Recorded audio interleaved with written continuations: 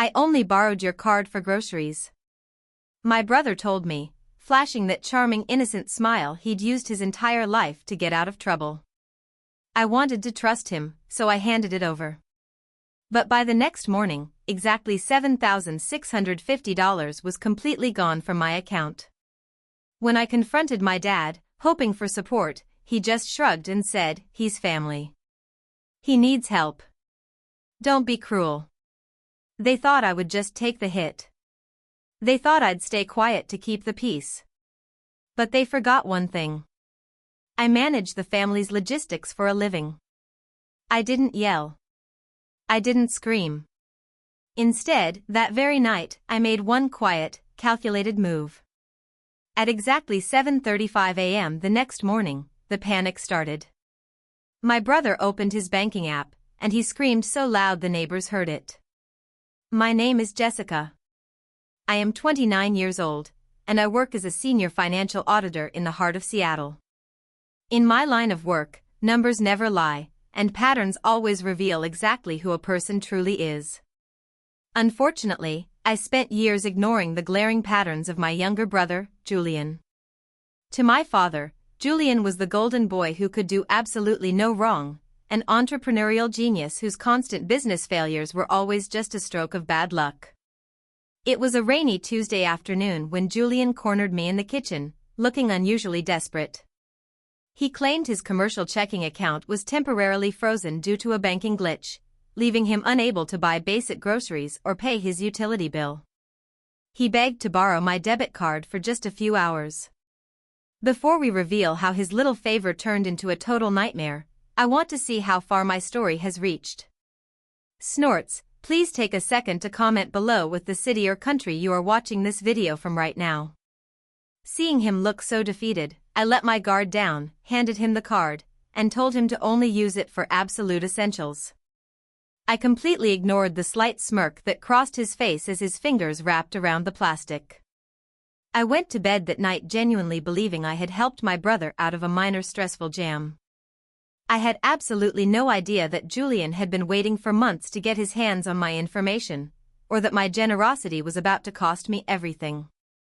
The morning sun was barely filtering through the blinds when my eyes snapped open at exactly 7:34 a.m. My phone, sitting on the nightstand, was vibrating so intensely it was practically sliding off the wood. A relentless barrage of text alerts was lighting up the screen in rapid succession. Half awake, I reached over and unlocked the device expecting a sudden work emergency or a server crash at the office. Snorts, instead, my heart stopped. The screen was filled with fraud alerts and push notifications from my banking app. I rubbed my eyes, staring at the numbers in utter disbelief. $1,000 transferred via an online payment app, $2,500 spent at a high-end electronics retailer. Another $3,000 wired directly to a private holding company. The transactions kept rolling in. A cold, systematic execution of theft.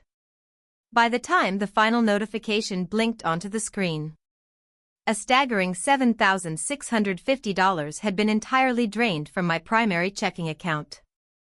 A wave of intense nausea hit me instantly, and a cold sweat broke out across my forehead. That money wasn't just disposable income. It was my hard-earned savings meant for my upcoming mortgage down payment. My fingers shook so violently, I could barely navigate the app to lock down the card. The snorts, familiar sinking feeling of absolute betrayal washed over me as the truth settled heavily in my chest. It wasn't a random hacker or a digital identity thief who had done this to me. It was Julian. I didn't waste a single second. I threw on a robe, marched down the hallway, and confronted Julian right in the living room. He was sitting on the couch, casually scrolling through his phone. When I demanded to know why he had drained $7,650 from my account, he didn't even flinch. He just rolled his eyes and told me it was a time-sensitive investment opportunity for his startup, promising he would pay me back tenfold within a month. Before I could even process his delusion, our father walked into the room. I turned to him, expecting him to be just as furious as I was. But as soon as Julian started spinning his usual sob story about Needing a break to make his business succeed, my dad's expression softened. He turned to me, sighed heavily, and shrugged his shoulders. He's family, Jessica. He's your younger brother, and he needs help to get on his feet. Don't be so cold and cruel over a little bit of money. Hearing those words made my blood run entirely cold. I wasn't just dealing with a thief. I was dealing with a toxic system of total enablement. Before we get to the quiet move that changed everything, I want to ask you a serious question. Would you ever forgive a sibling if they stole this much money from you and your parents took their side? Let me know your thoughts in the comments below. I read every single one of them. I realized right then that screaming at them would accomplish absolutely nothing. They wanted me to blow up so they could label me as the dramatic, emotional one. I forced my breathing to slow down, turned around without saying another word, and walked back to my room, locking the door behind me. My father and brother probably thought my silence meant defeat. They thought I was just going to swallow the loss and move on to keep the family peace, but they forgot exactly what I do for a living. I opened my laptop, booted up my secure network connection, and began doing what I do best, auditing. I knew Julian's financial history better than anyone, and I knew he was incredibly sloppy with his paperwork. I spent the next 3 hours quietly digging through my personal digital banking archives and old tax registries. That was when I uncovered the massive oversight Julian had made. 2 years ago, when Julian had tried to launch his first commercial transport venture, our father had insisted I help him set up his initial banking infrastructure. Because Julian's credit was completely ruined back then, I had reluctantly agreed to be listed as the primary legal owner on a secondary, dual-purpose asset management account to help him secure authorization. Over the years, I had completely forgotten about it, assuming he had transferred it. But as I stared at the official bank registry on my screen, the data revealed something incredible. Not only was my name still legally attached as the primary owner, but Julian had recently tied all of his current personal business ventures, his vendor payout systems, and even his luxury car loan authorizations directly to this exact account. The clock struck midnight as I sat in the absolute silence of my bedroom, the harsh blue light of my laptop screen illuminating the room. Julian, Snorts, and my father were probably fast asleep, completely confident that they had successfully handled me. They had no idea that Julian's arrogance had left a massive, glaring vulnerability in his financial house of cards. Because I was still listed as the primary legal owner of that asset management account, I possessed full unilateral authority to modify its structure without his consent.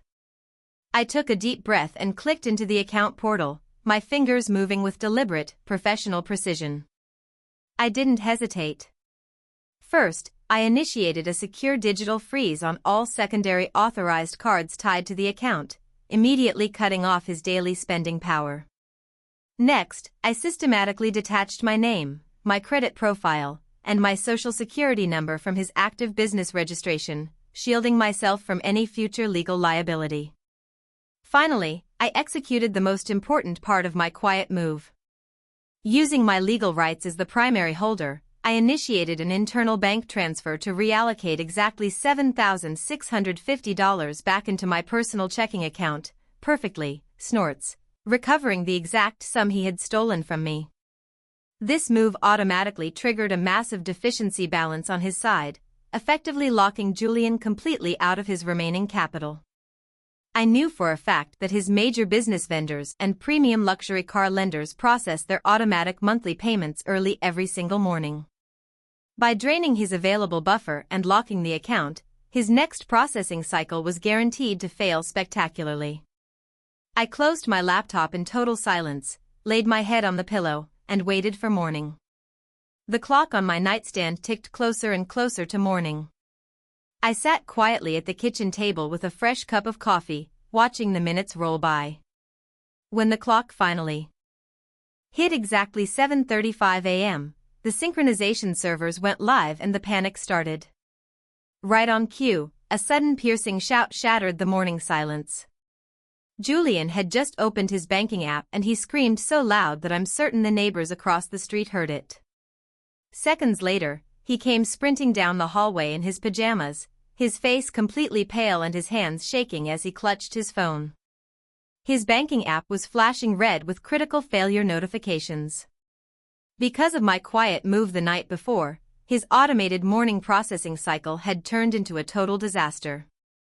The automatic payments for his premium luxury car loan had just defaulted, triggering an instant notification that his vehicle was now flagged for immediate repossession. Even worse, his primary business vendors had tried to pull their monthly payments only to find the asset account completely locked down and drained of its buffer. Julian was utterly frantic, hyperventilating as he realized his entire financial house of cards had completely collapsed in a matter of seconds.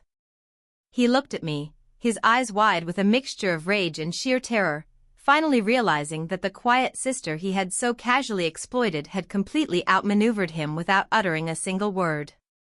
My father came rushing into the kitchen right behind him, demanded to know what was happening, and immediately started yelling at me when he realized what I had done. But I didn't care anymore. While they were busy shouting and panicking over failed processing cycles, I calmly walked back to my room, packed up the last of my bags, and prepared to leave that toxic household for good.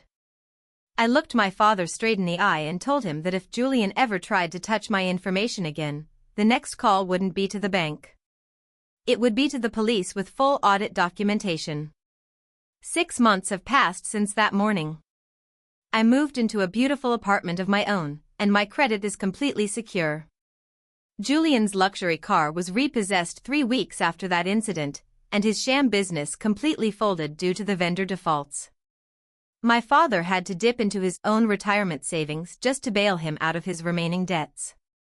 They tried calling me to ask for financial help, but I blocked both of their numbers and never looked back. Now that you've heard my entire story, I'm genuinely curious about your perspective. What would you have done if you were in my shoes? Would you have made that same quiet move, or would you have handled it differently? Comment your thoughts below. Thank you so much for watching, and stay tuned for the next story.